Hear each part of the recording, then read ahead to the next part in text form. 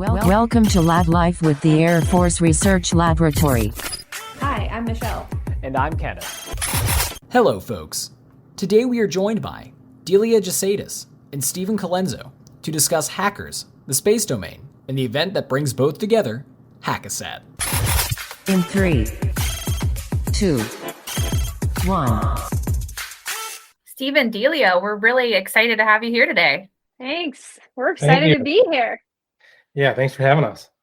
Yeah, I know that most of your day is spent now working with hackers or planning to work with hackers. So, A quick question before you go ahead. You said hackers. Are we talking like the classic movie from the 80s, Tron, where people are being zapped into computers using identity disks and chucking them at each other? Like, is that the kind of hacking we're talking about, or is this something different?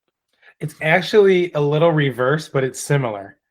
Because what we're working with is space and satellites, and using that infrastructure kind of puts us in this alternate reality that allows us to be more efficient and get from point A to point B and make cell phone calls. So if you take your analogy and you reverse it, we're not actually in software, but software does allow us to do what we're so very capable of doing in today's age, I should say.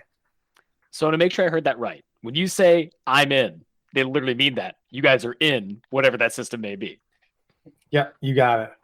well, to jump back in a little bit. So, Steve Colenzo, Delia Jesaitis, you're both part of our tech transfer team, or you have been in different roles throughout your careers with AFRL. And you've been very involved in Department of the Air Force's Hackasat kind of event and campaign. Can you tell us what is Hackasat? Sure. Along with the tech transfer nature of things, which is really about the government getting its technology and our software out to the public. Hackasat is part of that. It's very much as you said, campaign. It's very much a public event in which we challenge the world's best security researchers, hackers, to take on challenges that are related to space systems. And the whole idea behind that is taking the knowledge and understanding how you look at problems from a different perspective, not necessarily from a malicious perspective, but different than from a design and development. I'm making a satellite for a certain purpose versus, let's say, hack the satellite and make it do other things to serve other purposes. Understanding that for the globe is really important, so then we can feed that back into all different countries' systems, as well as the way we operate things, so that we can be more safe and secure. So as I alluded to, our daily lives are intertwined and entangled with space systems, and making them safer and resilient for the globe just helps everyone. It's that whole rising tide raises all boats type mentality. I think just to add to that, the evolution of satellites, satellites were designed for survivability, and essentially they weren't designed with security in mind up front. They were designed to make sure you can communicate with them and they are operating and fully functioning. Satellite operators' worst fear is that they can't communicate with their satellites. So they've, historically been designed with functionality and survivability in mind. And as we evolve as a society and become more and more dependent on them, we have to start putting security in the front of our minds when thinking about the design as well, because we leverage satellites for so much of the way we live in this modern world. So that was another really important reason why we had to bring some attention to this subject. Absolutely, Delia. When you say our way of life is really centered around satellites and things in space, it makes sense to us why the Air Force and the Space Force are so interested in securing space. Our GPS, financial transactions, air traffic control really depends on whatever space systems are out there. And if they're vulnerable to attack, then that creates a problem. And I didn't realize that people really weren't thinking about that when back in the day when they're just trying to get this technology up there to accomplish a mission, not that someday someone more at the everyday level could hack it or interfere with these technologies up in space. When we were starting sort of our communications plan around this event, we analyzed this similar to the way the internet started. So when the internet started, it was this small network of computers pushing packets of information to one another. And it wasn't designed with security in mind. It was designed to just literally, can I send this message to this other machine? As it evolved and it eventually commercialized, similar to how space is commercializing significantly at this point, as we now see the internet, security is constantly being reminded. We're constantly being reminded of the uh, concerns with security on the internet. And we don't want that to be what our dependency on outer space looks like in the near future, as this entire domain commercializes and it becomes much more accessible for commercial entities. So it's kind of similar to the internet in that way, and we're trying to get ahead of it because we were early founders in the infrastructure and development of satellites in outer space. That is really fascinating. It's something cool, though. As a historian here myself, a minor historian, I love talking about internet history and a lot of things that led to what we have today. And you mentioned something earlier, Delia and Steve, about this idea of disruption.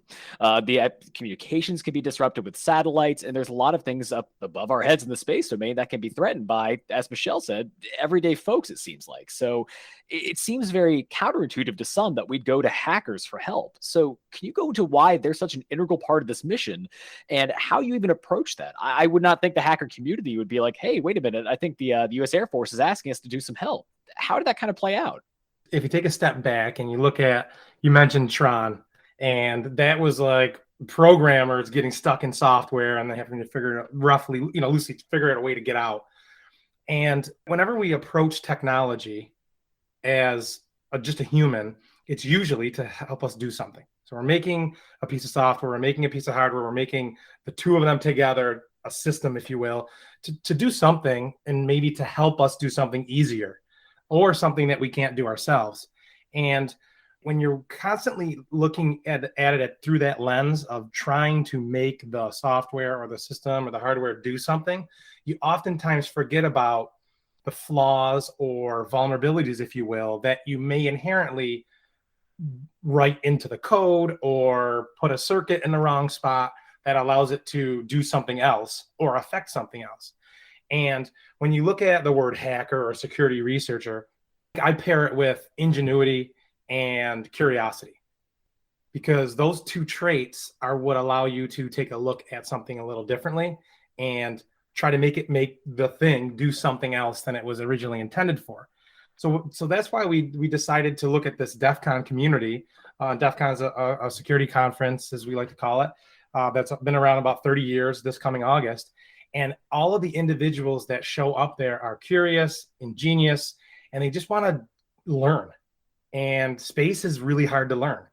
So that's where those two come in. It's like, you don't just go and start learning orbital dynamics, orbital physics, astrophysics, but you can. And if you have the willpower and enough curiosity, you might just find the intersection of the space world and the cyber world, as we call it, with a lot of things open to do and to affect change both in the positive and the negative way. There's this negative connotation. I think you might have mentioned that.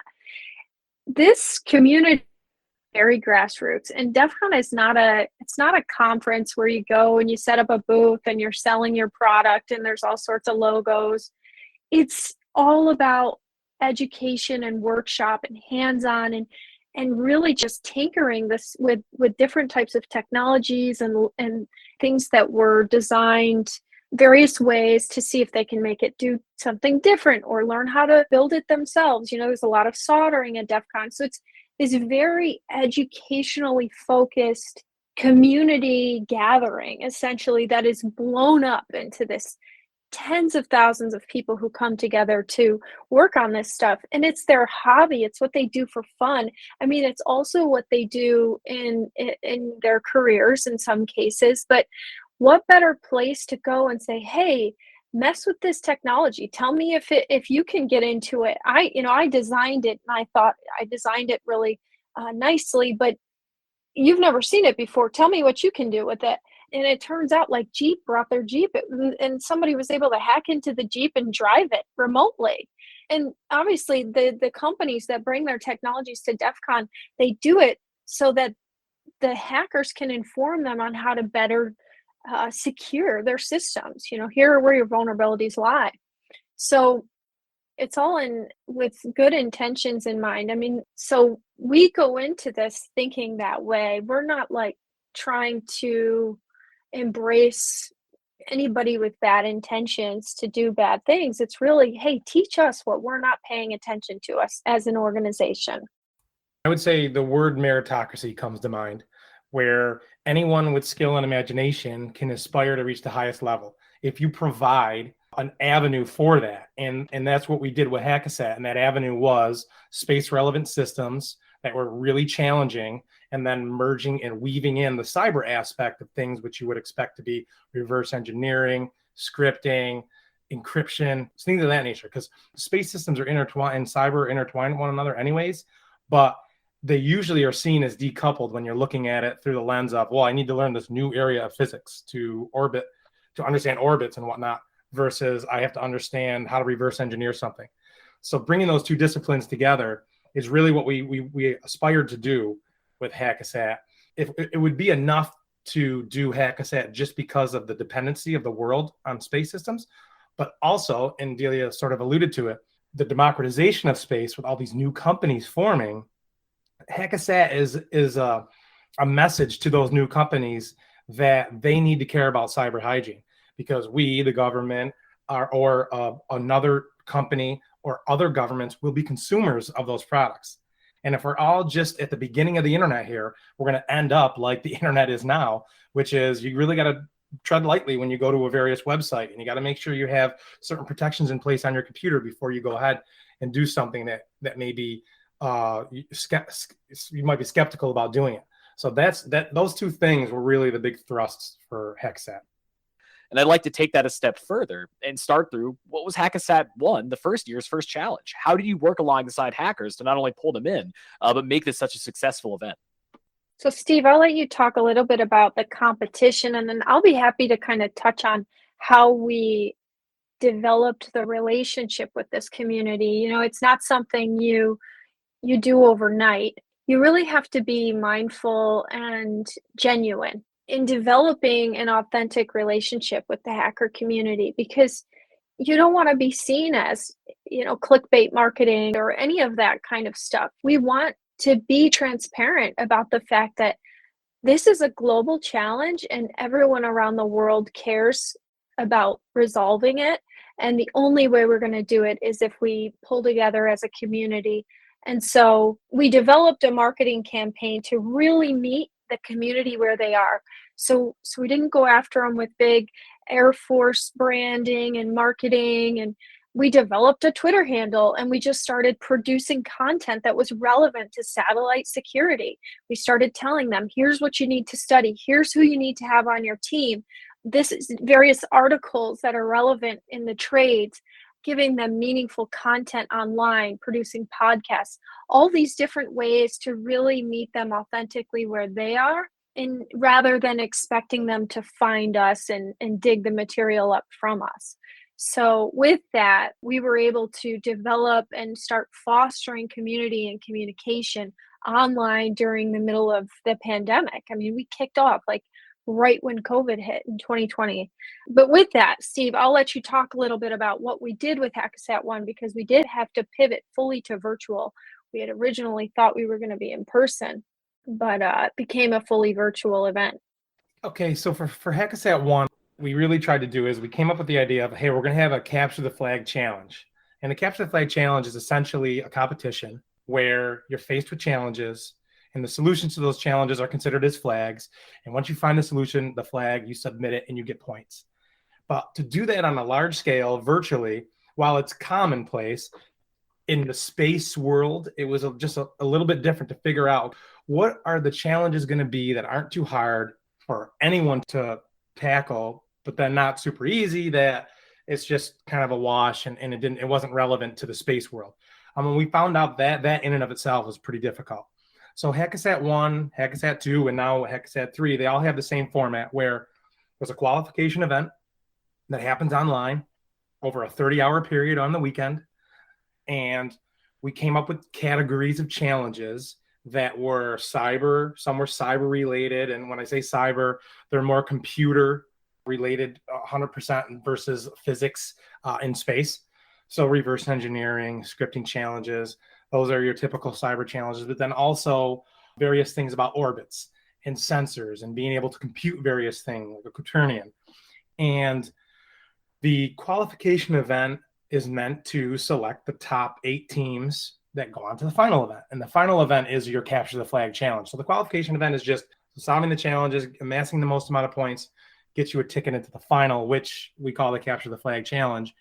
And that the first year was done on what we call a flat sat, which is just historically a flat version of a satellite that's in outer space, laid out on a number of different tables, depending upon the size of the satellite, where you can test things out on it first before ever going to the actual satellite up in orbit. So we had these CubeSats that each team would remote into, because as Delia said, we were virtual, everyone's globally dispersed, COVID, and the Hackasat CTF was more serial in nature, where the top 8 teams just faced the challenge. They didn't bother with the infrastructure, trying to mess with it or doing anything nefarious, and they didn't bother with other teams. They were just head down, here's your challenge. First team to solve the challenge gets the most points, and then it's on a decaying point scale after that, to the point where if teams weren't getting it, we give you the solution, move on to the next challenge. And in that, the team with the most points wins. We had a specific unique challenge in Hackasat 1 that we called the on-orbit component. So we worked with some of our Space Force colleagues, and the teams that were competing had to come up with an operations plan to rotate a satellite that was actually in outer space to take a picture of the moon. And they had a time frame to do that, and it was a must compete.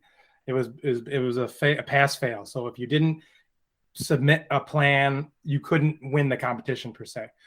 And a lot of the teams came up with some really unique plans to turn this, or rotate, I should say, this satellite to take a picture of the moon, which it wasn't really ever intended to do. It was a satellite to take pictures of the Earth. So it was really unique, and it was the first taste of, wow, this is pretty hard to do this actual maneuver in a timely manner. Also conserving power, and there was some other different characteristics in it. But loosely, qualification event followed by a final event. And that's what we did for Hackasat 2. Hackasat 2 was just a little bit different because the final event also had flat sats, but they were a little more robust than Hackasat 1. They had some other different unique things. And the additional complexity that we threw into the CTF, the Capture the Flag Challenge, was the fact that teams were required to defend themselves from attack and to attack other teams' satellites. We had software-defined radios that gave a piece of a spectrum to talk to the satellite, so the teams could talk to the satellites over radio frequency, as well as a hardwire connection. But again, they were disparate. They were disparate locations across the globe. So we kind of like took that model from Hackasat 1, Hackasat 2, and then we're continuing that for 3. But loosely, that's what the challenge looked like. So your qualification event, it's no small feat to develop all those challenges, stand up in an environment for 30 hours. That we had 6,000 participants in Hackasat 1 qualification event, which was roughly 3,000 teams. And then Hackasat 2, what we found is we had less teams and people participate in Hackasat 2, but more of the teams scored points. So less people, but better skill set for teams accomplishing those challenges. And then for Hackasat 3, we're going to do the same thing. We have a qualification event and then ultimately a final event. And before diving fully into Hackasat 3, I'd love to get some idea here, kind of going into what you described with Hackasat 1 and 2, with these separate teams around the world, which first of all is so cool that we can bring in really anybody. That's so neat. So when people were actually doing this, were they actually doing, so we I assume made a virtual construction of a satellite, or at least software data they were able to work with, and you said eventually hardwire to, or at least connect with. Was there a monitor who was actually with them? Was there a server that we were all hosting that they were able to go through? Like, how is this all being run with people everywhere? In and of itself was a tall order. But as I mentioned, those flat sats, those satellites, those flat sats were on a network that the teams would connect into the network, and then ultimately their actual system, which had a number of pieces of software running on it, as well as specific hardware. And we released all the software and all the specs after each event We released that on our Keep Learning page at hackasat.com. That's another portion of that tech transfer that we led off this podcast with, which is giving back to the community. So we're not just taking everything, we're developing it, hosting it, allowing a competition to happen on it, also handing out monetary awards, and then giving all the data and everything to the community so that they can recreate it themselves if they wish and continue to learn and refine and hone their skills. There was one nuanced detail. So in Hackasat 1, we expected to be in person at DEF CON. We had a whole floor space planned out, and the teams were going to hack on their satellites there on the floor. And they were going to travel to DEF CON to do this in their teams. When we pivoted to fully virtual, we then had to ship these satellites overseas all around the world. And that during COVID, like when it had first hit, we had a huge logistical challenge on our hands. There was one team that got their satellite on the day before the competition. And the intention with this was to give them time to get familiar with the hardware and some of the software before the competition were to kick off. We decided for Hackasat 2 that we wouldn't ship the satellites until after the competition. So everyone got their satellites afterwards if they provided the white papers and the documents they needed to in order to claim those prizes. But there was a little logistical change from year 1 to year 2 where they were still all networked and you had to connect to that network, but you didn't get your physical satellite until afterwards. And year 2, we actually gave everyone a copy of a digital twin, which they had access to in advance, but not the physical hardware until afterwards. Thank you, Delia. That's great. That's one thing I was going to ask too, the logistics, which points to you and your team for making that all come together. Because shipping a satellite 1 is not only amazing, that is such a great tagline for this, podcast. Shipping a satellite for competition, I mean, come on. And the fact that you can make it all run together. I did work closely with you and the team during Hackasat 1 and could not have been more really pleased to see how things turned out. Which is why, Steve, the floor is now yours. We know how great Hackasat 1 and 2 were. What do we have in store for 3? So for Hackasat 3, we actually just launched our campaign April 8th, and our tagline is to learn space faster. And the idea behind that is because space is so complex, difficult, and knowing that we rely upon many facets of space for our daily lives, we're sort of pushing and nudging the communities to really take an interest in space and cyber, how they play together, how they're intertwined, but ultimately how to be safer and to secure these systems. And it's sort of what I said before with the commercial industrial base, if you will, or the new space industrial base that will be forming. There's a lot of experts out there that are going to be developing new products and new tools that we're going to be consumers of. So we want everyone to come up together and just take an interest in space and to learn it faster. Registration's open now at hackasat.com. And the top 8 teams will then move on to the finals. The finals are going to be in October.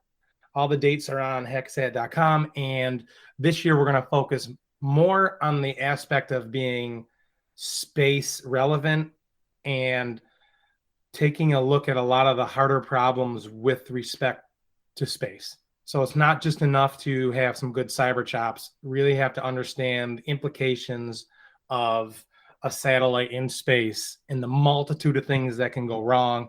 Just take a look at the local news with any Starlink launch and what have you. There's a lot of different complexities up in outer space that don't exist here terrestrially.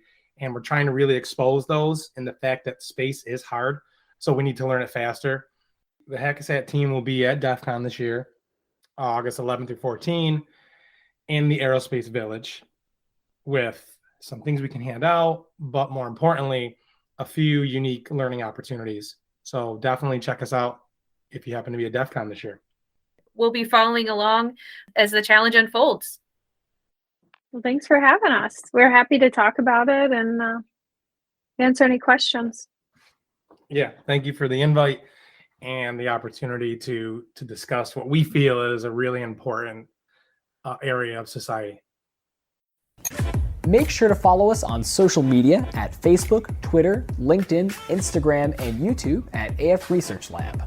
And remember, stay curious. Logging off.